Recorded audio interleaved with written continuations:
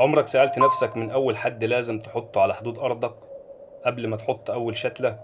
الجواب مش بس السور السلك، الجواب جندي أخضر.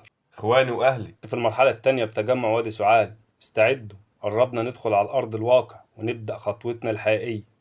تعالوا النهاردة نفتح موضوع مهم: مصدات الرياح. لو بتبدأ أرض جديدة لازم تسمع الحلقة دي كويس. في أي أرض مفتوحة الرياح مش دايما بركة، أوقات بتكون خصم شرس. لو ما وقفتش ليها حد عند الحدود ممكن تخلع لك زرعك كله من جذور. وعشان كده وأنا ماشي في طريق الزراعة بدأت أسأل: إزاي أحمي الأرض؟ مين يقف على حدود الأرض ويصد الهواء؟ عرفت إن في بطل بيقف قدام الرياح اسمه الثرو البلدي. شكله هرم، واقف باستقامة زي الجنود واقفة تحرس الأرض. مش بس بيهدي الريح ويكسر سرعتها، ده كمان بيزين حدود المزرعة ويدي للمكان هيبة وجمال. اللي بيزرع ثروة بلدي مش بس بيزرع شجر، ده بيزرع منظر وراحة نفسية قبل ما يزرع الزرع. في ناس بتستخدم الكافور والجزورين، لكن الثروة البلدي عنده مميزات ومشاكله أقل مع الحشرات والرطوبة. الثروة البلدي شجرة عمودية، جذورها وتدية، بتنزل في الأرض زي الوتد.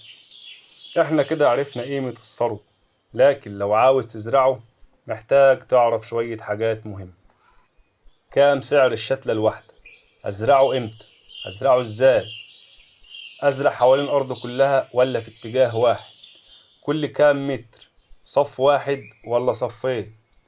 هي دي الأسئلة المهمة، تعالوا نجاوب عليها. سعر الشتلة الواحدة 10 جنيه، ولو اشتغلت جماعي هتكون أرخص. ميعاد الزراعة من سبتمبر لحد فبراير، ده الوقت اللي الشجرة بتستقر فيه من غير ما تتعب. الخريف بيكسر الحرارة والشتاء بيكمل المشوار، لكن في الصيف الجو ممكن يبقى فيه لفحة والشتلة لسه ضعيفة. لو لازم تزرع في الصيف لازم تروي كويس وتضلل الشتلة عشان ما تتحرقش. قبل ما تزرع أول حاجة لازم تعرفها: الرياح بتجيلك منين؟ في أي أرض فيها دايما اتجاه رياح سائد، يعني الرياح أغلب السنة بتيجي من نفس الجهة دي. الاتجاه ده هو اللي لازم تزرع فيه مصد الرياح.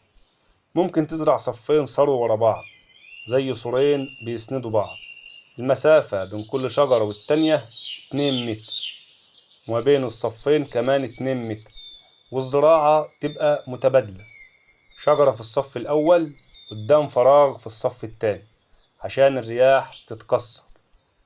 لو عاوز تزود وتزرع حوالين الأرض كلها مفيش مانع، بس الاتجاه اللي فيه الرياح السائدة هو اللي تحط فيه صفين، الباقي صف واحد يكفي.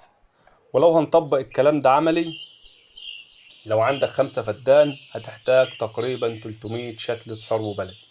سعر الشتلة الواحدة 10 جنيه، يعني حوالي 3000 جنيه، وزود شوية للاحتياط.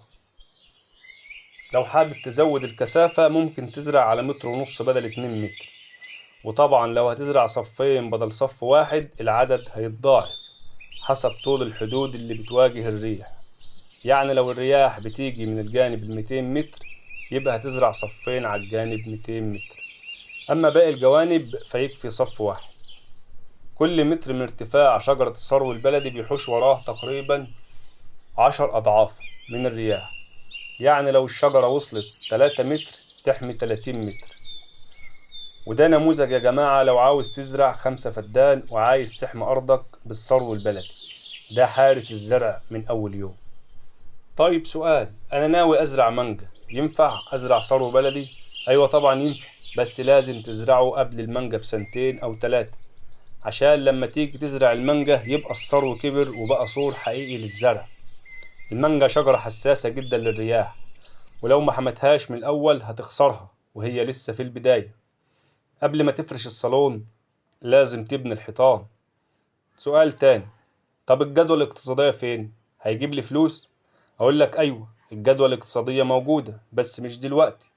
لو سبته يكبر بعد 10 سنوات أو 15 سنة ممكن تبدأ تستفيد من الخشب أو التفريعات. لكن الجدوى الحقيقية للثروة البلدي بتبدأ من أول يوم، مش في جيبك، في أرضك. هو مش دخل مباشر، هو حماية لاستثمارك كله. شجرة وقورة تحمي وما تستغلش، وده في حد ذاته جدوى تانية. بس على المستوى الأخلاقي. أنا دورت وسألت وجربت، وفي الآخر قررت أزرع ثروة بلدي. لو شايف الكلام ده مهم شاركه مع أي حد عنده أرض. ابعت الحلقة لأي حد مزارع، يمكن تكون سبب في حماية زرعه. إذا هبت رياحك فاغتنمها، فعقب كل خافقة سكون. وإذا ضفرت يداك فلا تقصر، فإن الدهر عادته يخون. رجل من أقصى المدينة. سلام عليكم.